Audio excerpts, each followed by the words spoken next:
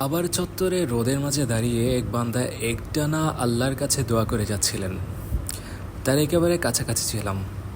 দোয়ার শব্দ স্পষ্টভাবে কানে পৌঁছাচ্ছিল।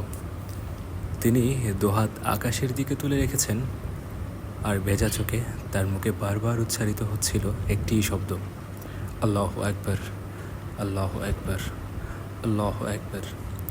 আমি ভাবতে লাগলাম, কেবল একটি বাক্য দিয়ে কি সব কিছু বলে দেওয়া যায়? আল্লাহু আকবরের অর্থ কী? আল্লাহ সবচেয়ে বড়। হে আল্লাহ, আপনি আমার কল্পনার চাইতেও বড়। আপনি আমার দুঃখ কষ্টের চেয়েও বড়।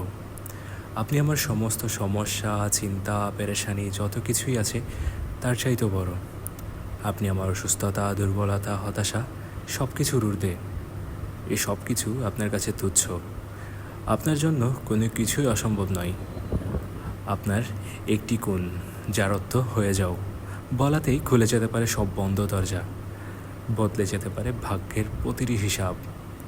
আল্লাহু আকবার, আল্লাহু আকবার। ও আল্লাহ, তুমি সবচাইতে বড়।